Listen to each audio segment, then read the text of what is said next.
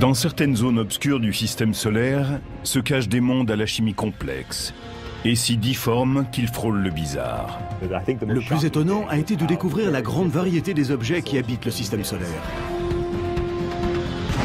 Autour des planètes, on trouve des lunes dont on n'avait pas compris jusque-là ce qu'elles étaient et qui sont maintenant au centre des recherches astronomiques les plus pointues.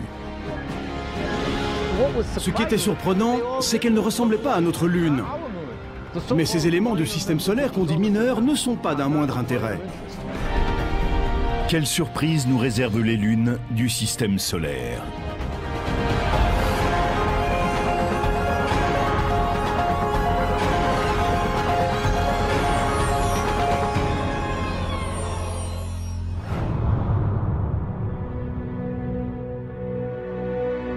Le système solaire a toujours été un terrain fertile pour les écrivains de science-fiction.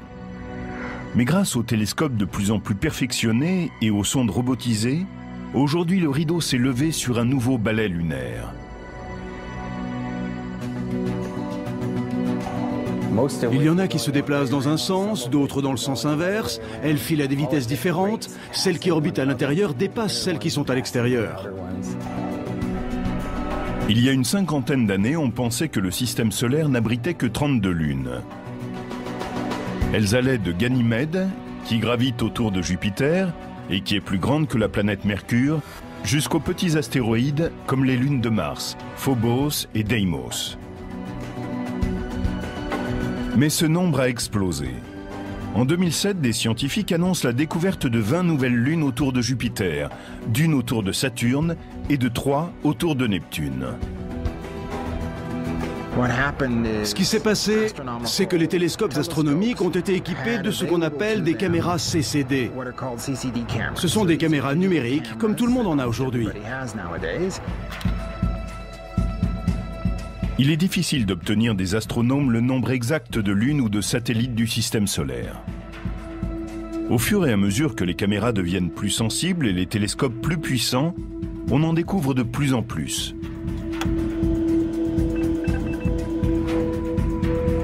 Elles sont classées en 2 grands groupes. Il y a celles qui tracent des orbites quasi circulaires au-dessus du plan de l'équateur de leur planète. Ce sont les lunes régulières. Notre Lune s'est formée lors d'un impact, mais toutes les autres se sont agglomérées à partir de la soupe gazeuse qui entoure leur planète parente, un processus connu sous le nom d'accrétion. Un exemple classique de satellite régulier, ce seraient les lunes galiléennes de Jupiter, Io, Europe, Ganymède et Callisto. Le matériau qui allait donner naissance à Jupiter était un peu trop abondant, le surplus s'est donc accumulé pour former les lunes. Les lunes irrégulières suivent des orbites inclinées et fortement elliptiques, dans le plan de l'équateur de leur planète. La plupart d'entre elles se déplacent de façon rétrograde, c'est-à-dire dans le sens des aiguilles d'une montre, alors que leur planète tourne dans l'autre sens. Phoebe, un satellite de Saturne récemment découvert, en est un parfait exemple. Au début, elle était indépendante et tournait autour du Soleil, avant d'être capturée par Saturne, plus massif. Qu'elles soient régulières ou irrégulières, les lunes évoluent dans la zone gravitationnelle de leur planète. On appelle l'étendue approximative de cette région la sphère de Hill. Elle tient son nom de George William Hill, un astronome américain qui a défini ce concept au milieu des années 1800. La sphère de Hill est cette zone qui se déplace en même temps qu'une planète et dont la force gravitationnelle est plus forte que celle du Soleil. Les lunes de Mars, Deimos et Phobos, ont des comportements très différents à l'intérieur de la sphère de Hill. Si la planète tourne plus vite que son satellite, comme c'est le cas pour Deimos, les forces de marée vont pousser la Lune de plus en plus loin. Phobos, lui, tourne plus vite que Mars. Ces petites lunes ont été découvertes en 1877 par un astronome américain, Asaph Hall. Il a donné à Phobos le nom du dieu grec de la peur et à Deimos celui du dieu de la terreur. Tom Duxbury faisait partie de la mission Mariner 9, qui en novembre 1971 a photographié pour la première fois les 2 lunes en forme de pommes de terre. C'était tard dans la nuit, par une journée froide, pluvieuse, sombre et maussade. J'ai tourné la photo sur le côté. La lune ressemblait à un crâne. C'était une image sinistre.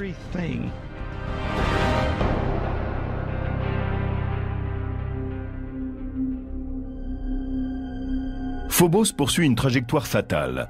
Elle orbite à 5500 km de Mars, c'est-à-dire plus près de sa planète que toute autre lune du système solaire.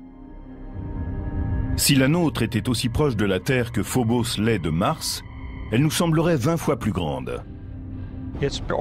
La durée de son orbite se compterait en heures et non en jours comme c'est le cas.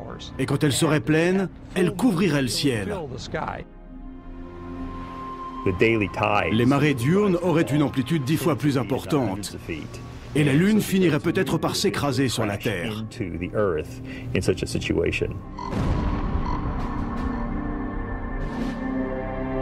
La situation délicate de Phobos est liée à un processus que l'on appelle l'accélération séculaire. Tandis que le satellite se déplace plus vite que Mars, des forces de marée s'élèvent à la surface de la planète qui attirent Phobos vers elle un peu plus à chaque orbite.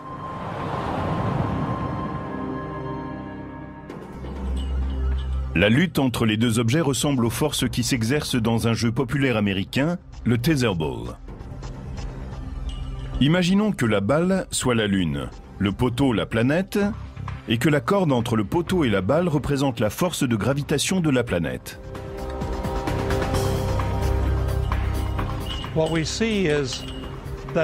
Nous voyons que la force de gravitation pousse la Lune à accélérer. Elle va de plus en plus vite et poursuit son chemin jusqu'à frapper le poteau. C'est exactement ce qui arrive à Phobos. Elle orbite autour de Mars plus vite que celle-ci n'avance. L'interaction de marée la pousse à se rapprocher et à accélérer sa marche. Nous pensons que dans 50 millions d'années, Phobos en arrivera à toucher Mars et qu'il disparaîtra en tant que Lune.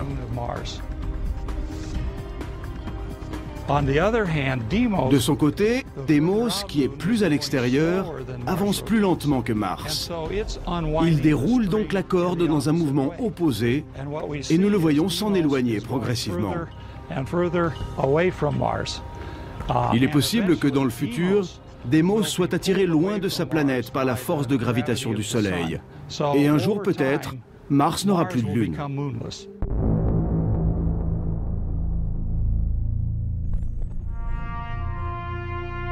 Comme Phobos prend de l'avance sur la rotation de Mars, il semble se lever à l'ouest et se coucher à l'est. Au lieu d'avoir sa planète qui tourne plus vite que lui, comme c'est le cas de notre Lune et d'autres satellites, et donc de se lever à l'est et de se coucher à l'ouest, il est en avance sur la rotation de sa planète, et par conséquent se lève à l'ouest, se déplace en tête et se couche à l'est.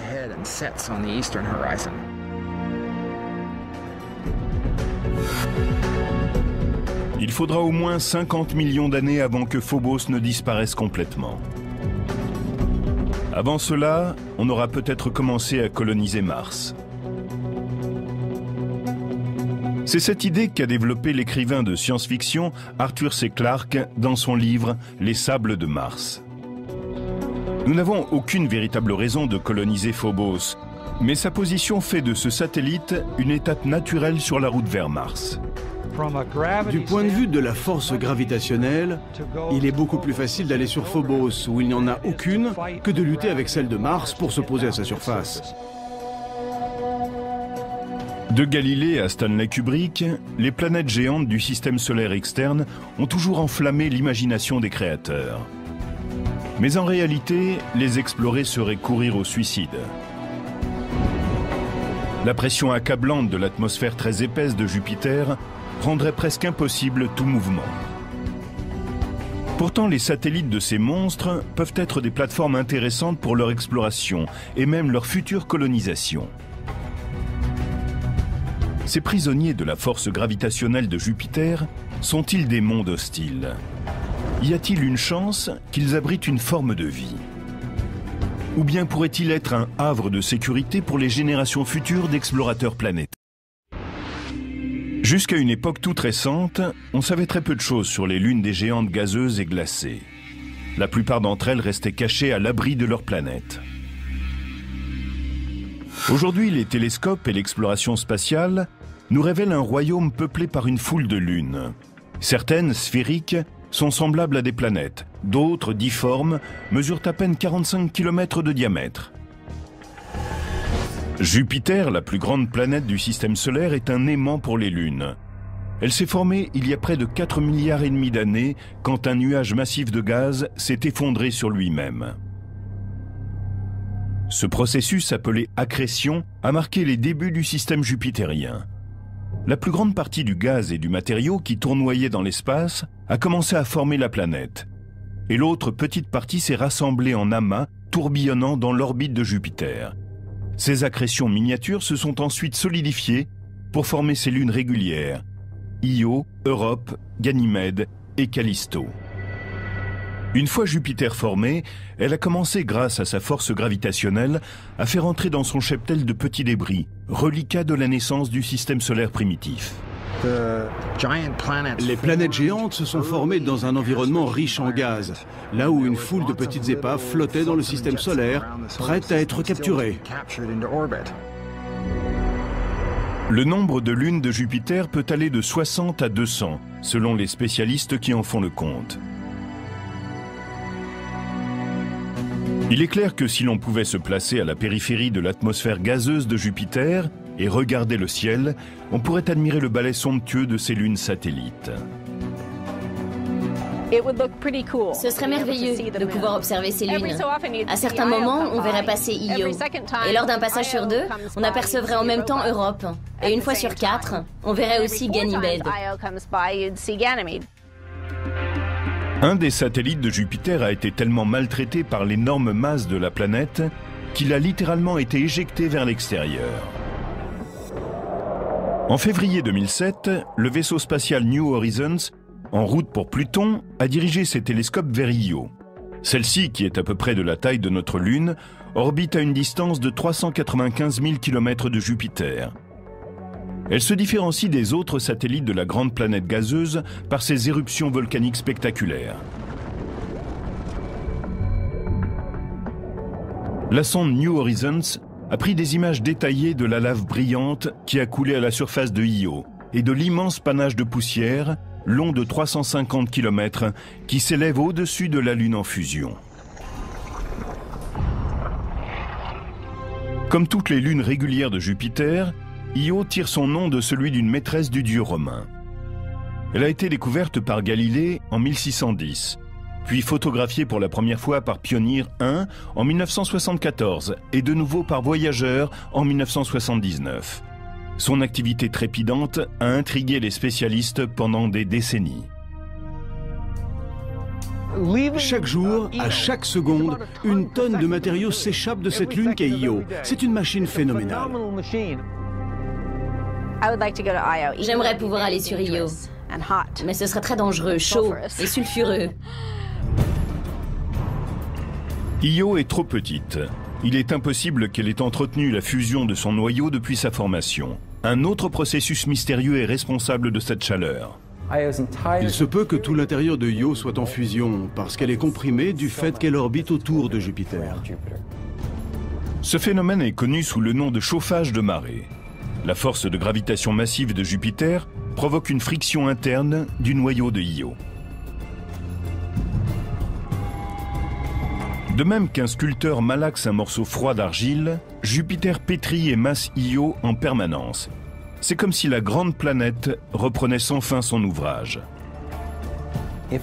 Si une lune est soumise au chauffage de marée, elle devient malléable. Elle peut être étirée comme l'argile et déformée par les forces gravitationnelles de sa planète. La surface de la Lune est froide. Elle se brise comme l'argile que l'on peut alors déchirer. Mais l'intérieur est chaud et peut littéralement couler, s'étirer, être malaxé par l'action gravitationnelle de la planète dont elle est le satellite. La plupart des lunes régulières ont des orbites circulaires. Le phénomène de chauffage de marée se produit lorsque le satellite suit une orbite plus allongée et que la distance qui le sépare de sa planète change radicalement au cours d'une même révolution. On observe ce type d'orbite excentrique lorsque les forces gravitationnelles viennent la perturber.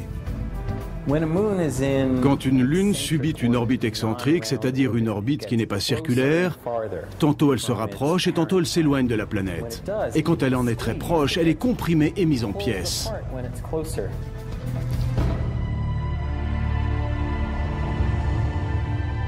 Io est en résonance orbitale avec les autres satellites que sont Europe et Ganymède.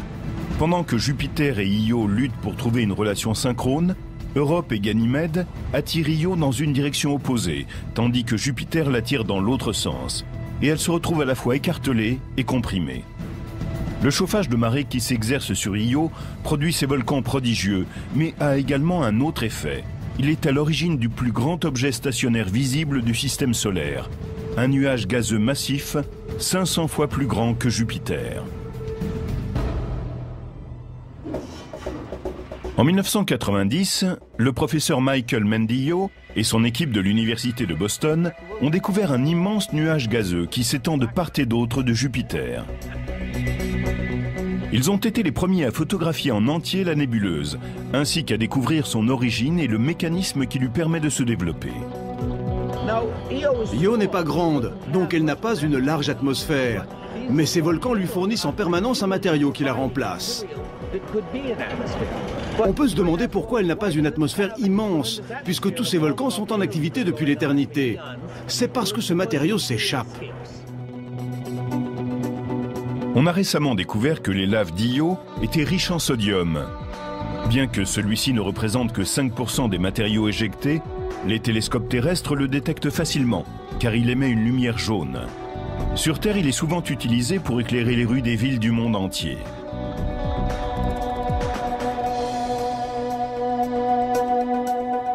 Le sodium et les autres molécules gazeuses sont bombardés d'électrons du puissant champ magnétique de Jupiter.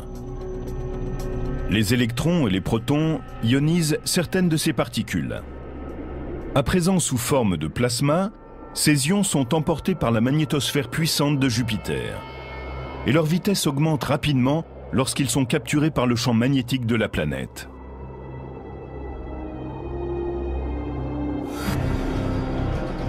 C'est comme s'ils faisaient un tour de manège cosmique.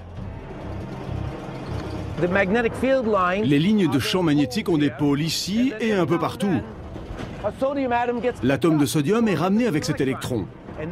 Maintenant, je suis dans le tore de plasma de Jupiter avec les autres ions et électrons qui ont déjà été capturés. Les ions et les électrons se combinent à nouveau. Ce qui est neutre n'est pas emprisonné par le champ magnétique et en sort à une vitesse encore plus grande. Cela suffit pour échapper à Jupiter. Et ils forment le plus grand nuage gazeux visible et permanent du système solaire. Si nous pouvions voir à l'œil nu cette nébuleuse, elle prendrait la place de 12 lunes dans le ciel nocturne. Elle est tellement immense que Mendillo et son équipe ont créé un télescope spécifique pour pouvoir l'étudier. Pour disposer d'un grand champ de vision, vous n'avez besoin que d'une petite lentille, comme d'une paire de jumelles. En 1991, le télescope était peut-être d'un type courant, mais sa caméra était très sophistiquée et même révolutionnaire pour l'époque, puisqu'il s'agissait d'un appareil numérique. Une fois que vous avez une image en binaire, vous pouvez faire toutes sortes de choses.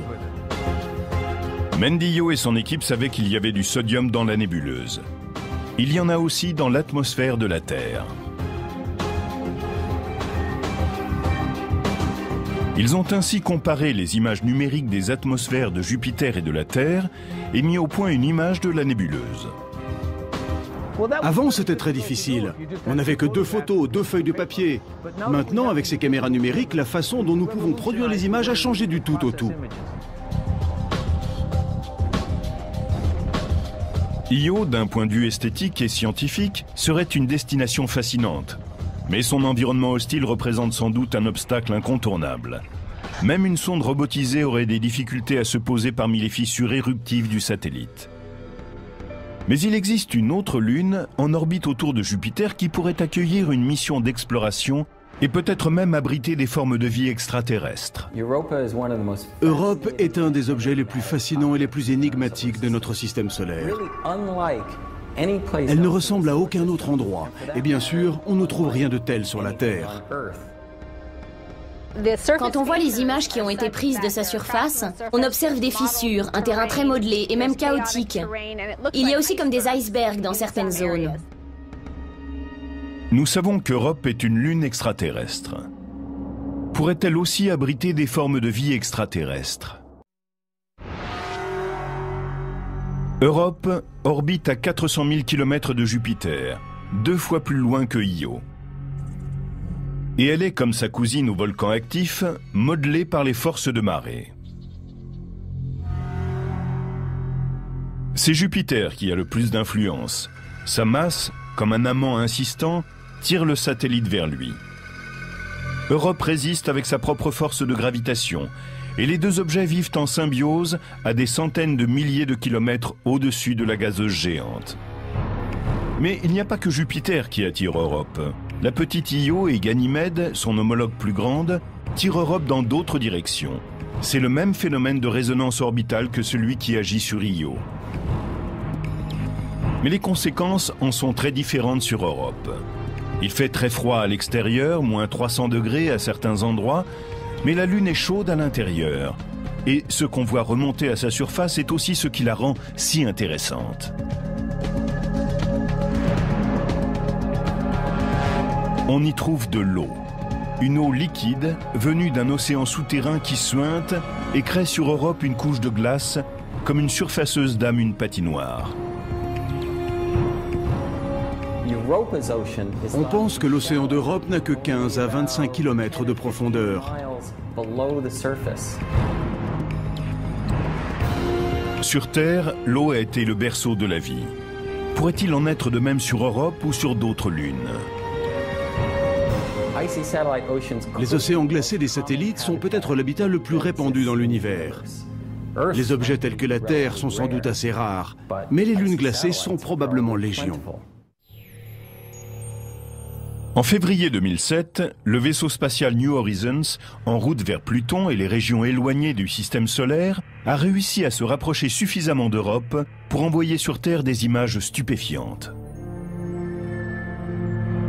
Ce n'est que lorsque le Soleil se lève ou se couche derrière Europe que l'on peut voir ces immenses formes géologiques qu'on appelle des...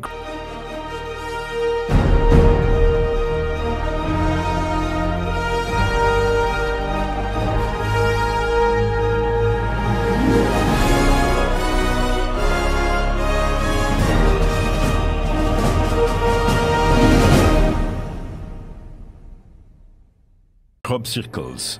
Ils sont très grands. Si vous décidiez de traverser un de ces cercles, vous descendriez d'abord doucement pour vous retrouver à quelques 30 mètres plus bas, et ensuite vous remonteriez au niveau initial. La ressemblance entre ces crop circles et les mystérieuses figures que l'on trouve ici et là sur la Terre s'arrête lorsqu'on en vient à leur taille. En effet, sur Europe, ils mesurent entre 3000 et 4500 km de diamètre.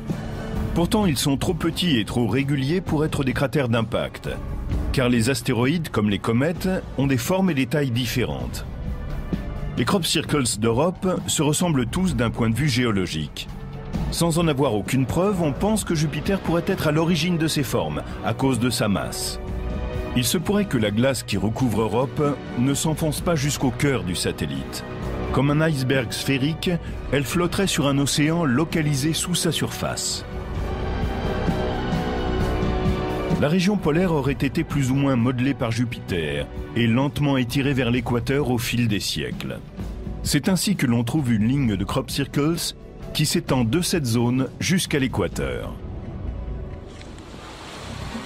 Si la croûte glaciaire d'Europe ressemble aux icebergs terrestres, la partie immergée devrait être très importante. Cette hypothèse aurait d'immenses conséquences pour les explorations futures. Cela signifie qu'il y aurait en dessous 8 à 9 fois ce volume de glace. On en arrive à des dimensions impressionnantes. La théorie de l'iceberg s'appuie sur l'hypothèse que l'océan, situé sous la surface d'Europe, peut être facilement atteint lorsqu'on tapote la fine croûte gelée. Les données que nous obtiendrons grâce au radar et aux rayons ultraviolets nous donneront des informations importantes avant même qu'un vaisseau spatial puisse atteindre la surface d'Europe. Les futurs explorateurs devront chercher les points chauds et les endroits où ce mystérieux océan a pu remonter à la surface et ensuite trouver le moyen d'y plonger. Ils pourraient choisir d'établir une base d'opération sur Ganymède, la plus grande lune de Jupiter. Comme Phobos pourrait être une étape dans l'exploration martienne, Ganymède pourrait l'être dans le système jupitérien. Elle est plus grande que Mercure et sa force de gravitation est plus proche de celle de la Terre que de celle des satellites de Jupiter. Bien qu'elle soit en résonance orbitale avec Io et Europe, elle est assez éloignée de Jupiter pour être moins affectée par les forces de marée de la géante gazeuse. Sur Ganymède, on pourrait se poser dans un grand cratère et construire une base protégée par une coupole à l'abri des particules chargées du système jupitérien. Ainsi, on sera en lieu sûr pour étudier Ganymède, son champ magnétique, l'intérieur du satellite, sa géologie, ainsi que le système jupitérien dans son ensemble. Ganymède est la seule lune du système solaire qui ait son propre champ magnétique. Pour cela, elle doit nécessairement avoir une masse suffisante et un noyau intérieur chaud. Sa masse est évidente, mais la source de cette chaleur reste une énigme. Ganymède est affectée à la fois par les forces de marée de Io et d'Europe. Mais son orbite est assez circulaire pour lui éviter d'être écrasée ou étirée par Jupiter, comme ses voisines plus modestes.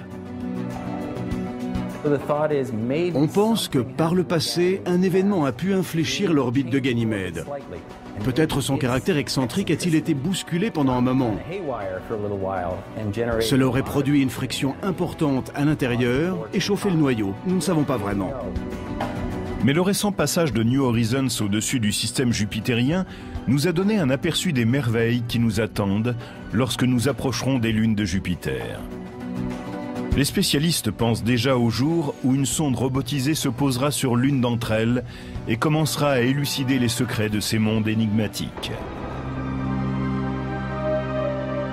Une lune glacée tourne aussi autour d'une autre géante gazeuse, Saturne.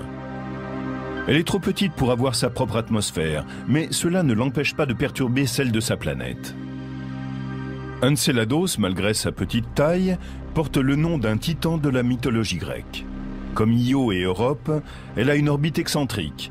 Les forces de marée de Saturne pressent et malaxent cette petite lune et produisent de la chaleur en son centre.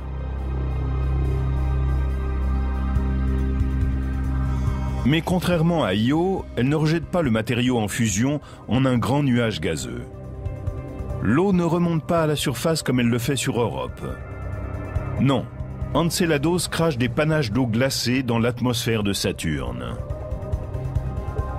Nous n'appelons pas cela un volcan. La vapeur d'eau reste en orbite autour de cette toute petite lune, où, comme elle est proche de Saturne, la force de gravitation peut l'attirer vers la planète. Après avoir travaillé sur le Torrey d'Io, Michael Mendillo et son équipe de l'Université de Boston se sont intéressés à l'influence d'Enceladus sur l'atmosphère de Saturne. Il s'avère que l'eau est un catalyseur qui permet de recombiner à merveille les ions et les électrons. Avant la sonde Cassini, les scientifiques créaient sur leurs ordinateurs des modèles pour déterminer les conditions atmosphériques qui règnent autour de Saturne. Ils avaient établi que la planète devait posséder une ionosphère importante. Mais étonnamment, les données rapportées par Cassini ont indiqué que l'ionosphère de Saturne ne représentait que 10% de ce que prévoyait l'ordinateur.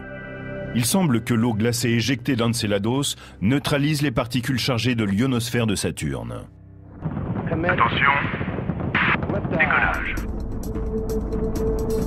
C'est presque par accident que les scientifiques ont appris l'influence de l'eau sur l'atmosphère de la planète. En 1973, quand la NASA a mis en route son programme Skylab, elle a lancé sa dernière fusée Saturne V, celle qui avait permis d'aller sur la Lune. Jamais un vaisseau spatial n'avait réussi à rester en pleine combustion jusque dans la ionosphère. La gigantesque fusée a largué, à partir d'un de ses moteurs, 1 tonne de vapeur d'eau par seconde. Et ce jour-là, la ionosphère a failli disparaître. La manœuvre a creusé un trou béant dans l'ionosphère, la couche supérieure de l'atmosphère. Mais 24 heures plus tard, le dommage était réparé. Enceladus déverse 6 tonnes d'eau par seconde et les effets à long terme sur l'atmosphère de Saturne sont significatifs. Il n'y a pas lieu de craindre qu'Enceladus fasse entièrement disparaître l'ionosphère de sa planète. Mais cette toute petite lune, d'un diamètre de 450 km, a attiré l'attention de la communauté scientifique, tout comme le satellite de Saturne. Pendant que l'on conçoit des sondes à destination de Phobos et d'Europe, et qu'on étudie les données venues de Enceladus et de Io, une série toute nouvelle de lunes vient d'être révélée. Avant les années 1990, la plupart des astronomes étaient d'accord. Le système solaire comprenait 34 lunes. La plupart d'entre elles étaient des lunes régulières comme la nôtre, des objets sphériques qui tournent dans le même sens que leur planète. Mais une poignée de ces satellites sont ce qu'on appelle des lunes irrégulières. Ces dernières suivent des orbites allongées, souvent inclinées, et elles tournent dans la direction opposée à celle de leur planète. Elles ressemblent à des pommes de terre volantes ou à des objets difformes. Auparavant, il était très difficile de les localiser, car elles sont très petites et généralement très sombres.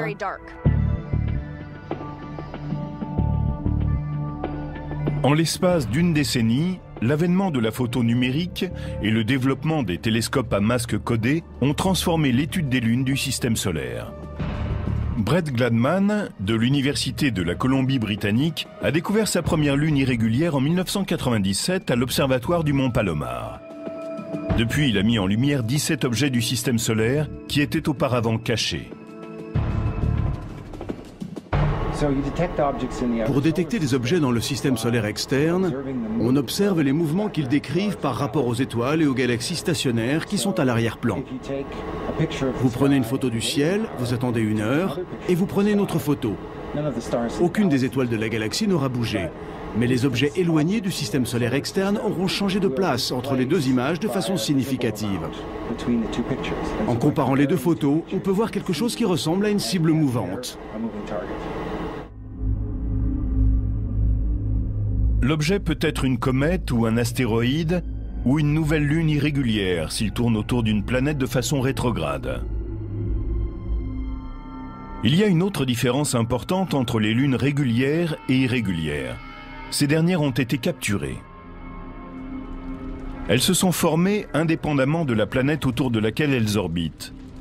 Selon toute vraisemblance, elles faisaient partie des débris issus de la formation du système solaire. Phoebe, la plus grande lune irrégulière de Saturne, en est un exemple classique. Phoebe tourne très loin de Saturne.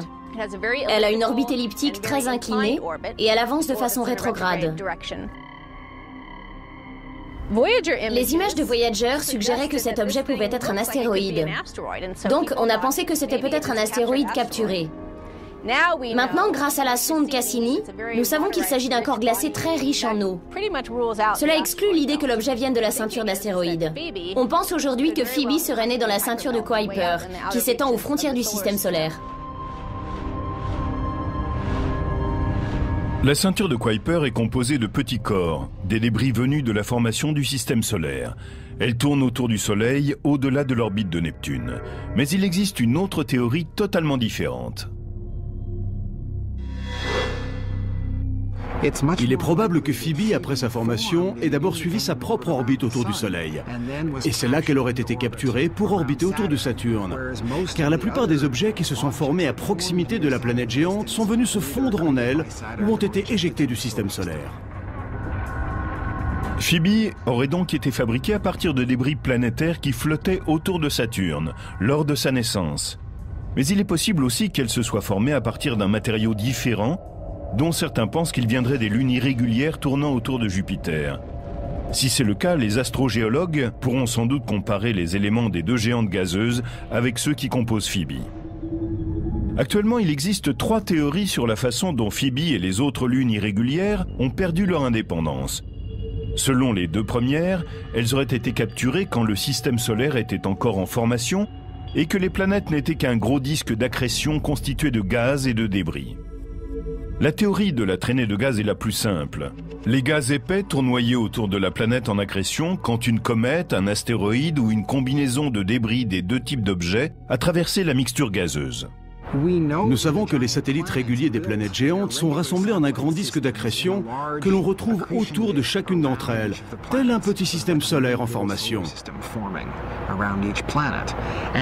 Le gaz et la poussière de ce disque dans ses régions extérieures peut aussi représenter une source de friction. Le planétésimal, petit corps en gestation qui passe par là, est alors légèrement ralenti puis capturé. La seconde théorie est une variante de la première. Ici, au lieu qu'un objet soit simplement capturé lorsqu'il traverse les gaz en accrétion, il serait attiré dans l'orbite de la planète en formation par sa force gravitationnelle. Ces 2 théories, qui voient dans les lunes des objets capturés, fonctionnent aussi bien pour Jupiter que pour Saturne. La masse des éléments qui devaient les constituer était certainement assez importante pour ralentir les objets qui passaient par là. Mais qu'en est-il pour les géantes glacées Neptune et Uranus? En raison du froid extrême, elles se sont formées beaucoup plus lentement. Il est difficile de croire que la mixture d'accrétion glacée était assez massive pour capturer un objet du système solaire.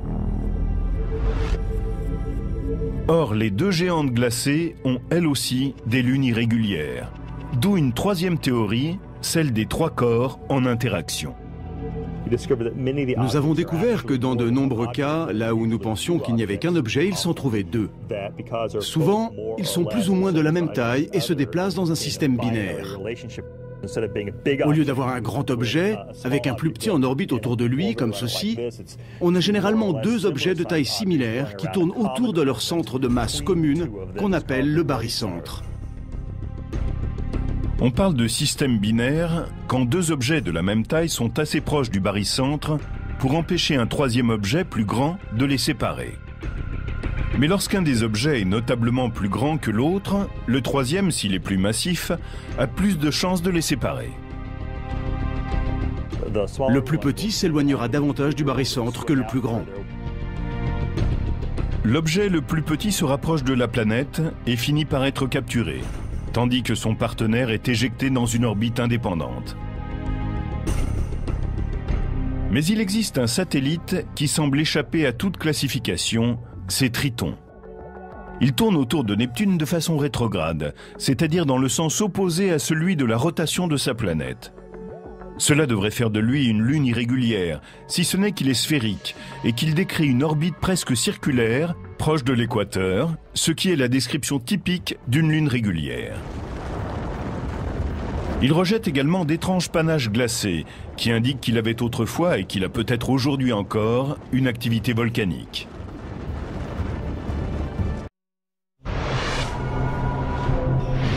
Avant que Voyager 2 ne s'aventure aux confins du système solaire, Triton, satellite de Neptune, était considéré comme un objet mort, constitué de roches et de la taille de notre Lune.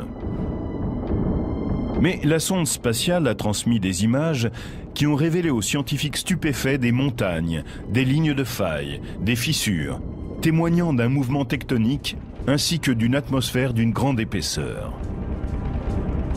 Les phénomènes géologiques que l'on associe généralement aux grandes planètes chaudes pourraient donc exister sur une lune glacée légèrement plus petite que la nôtre.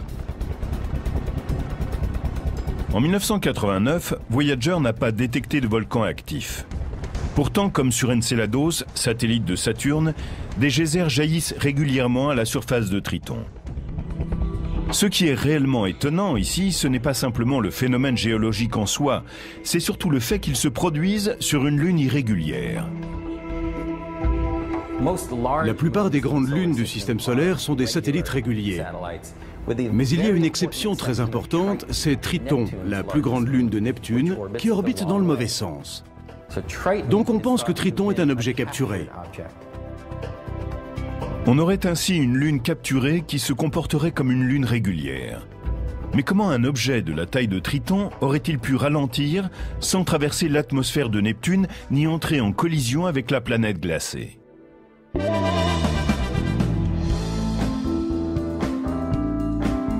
Aucun pari n'est certain de réussir, mais certaines théories ont plus de chances que d'autres. Comme à la roulette, Triton et Neptune ont misé et ont fait confiance au destin. Faites vos jeux. À la roulette, il y a plusieurs façons de parier. On mise sur différents numéros et comme dans la plupart des jeux de chance, plus on mise, plus les gains sont élevés. 20 noirs et pairs. 3 possibilités se présentent quant à la façon dont Triton a pu être capturé par Neptune.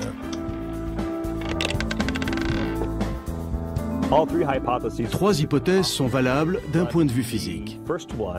La première semble la plus complexe. La période au cours de laquelle Neptune avait autour d'elle un disque de gaz et de poussière susceptible de capturer un objet comme Triton en formation a été très courte. La fenêtre de temps est très étroite. C'est comme parier sur le zéro vert à une table de roulette. Il est plus probable qu'à un certain moment de l'histoire du système solaire, le matériau qui allait constituer Triton se soit écrasé sur un satellite glacé régulier de taille moyenne. Et c'est de cette collision qu'est donc né Triton. C'est comme lorsqu'on parie sur le premier tiers de la table de roulette. On a une chance sur 3.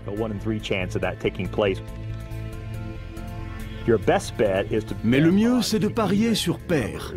On a alors une chance sur 2. À l'heure actuelle, la meilleure hypothèse pour la capture de Triton est celle de sa capture dans un système binaire. Dans la ceinture de Kuiper, nous savons qu'il y avait sans doute des milliers d'objets qui étaient de la bonne taille et orbitaient avec un autre objet, peut-être même encore plus grand. Neptune aurait pu capturer l'un d'eux. Personne ne connaît avec certitude l'histoire des premiers jours du système solaire, quand Neptune a capturé Triton. Mais dès que le satellite a commencé à tourner autour de sa planète, de manière irrégulière, il s'est mis à détruire tout ce qui était sur son chemin. Neptune n'a pas un système très régulier de satellites. On pense que la capture de Triton a perturbé ce qui était auparavant un système régulier, comme en ont les autres grandes planètes. C'est comme si Triton, furieux d'avoir perdu sa liberté, se défoulait sur les autres lunes infortunées de Neptune. Mais d'où vient ce fougueux satellite? Les données récoltées par Voyager 2 indiquent que la densité de Triton est à peu près égale à celle de Pluton. Aucune autre lune régulière ne peut prétendre à une telle ressemblance. On soupçonne que les deux objets trouvent leur origine dans la ceinture de Kuiper. Le système solaire externe était constitué de grands objets qui suivaient chacun leur route.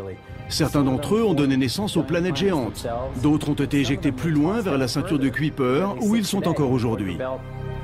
Collision, accrétion et même capture ont rétréci ce qui était autrefois un réservoir important de matériaux pour la construction planétaire. Très tôt dans l'histoire du système solaire, la ceinture de Kuiper a sans doute été habitée d'objets beaucoup plus grands qu'aujourd'hui, dont la masse était peut-être 50 fois celle de la Terre, alors que maintenant, sa masse est inférieure à celle de la Terre. Ce qui reste de la ceinture de Kuiper est aussi vieux que le système solaire lui-même. Le matériau dont sont faits les objets binaires, les restes de collision et même certaines lunes extraterrestres n'a pas changé depuis plus de 4 milliards d'années. Il est stupéfiant de voir à quel point les lunes sont toutes différentes dans le système solaire externe. La première fois que je me suis retrouvé dans un centre d'astronomie dans les années 1960, aucun de ces satellites n'avait encore été découvert. Ils n'étaient que de petits points dans l'objectif du télescope et nous ne savions pas combien ils étaient différents. Nous quittons les régions glacées du système solaire et revenons sur Terre, intimidés par l'étendue de l'univers et la grandeur des planètes. Il est bon de s'arrêter un instant et de se retourner sur ces petits objets qui peuplent l'obscurité. Ces lunes extraterrestres dont on a découvert tardivement la nature renferment des énigmes qui n'attendent que la curiosité humaine pour être résolues.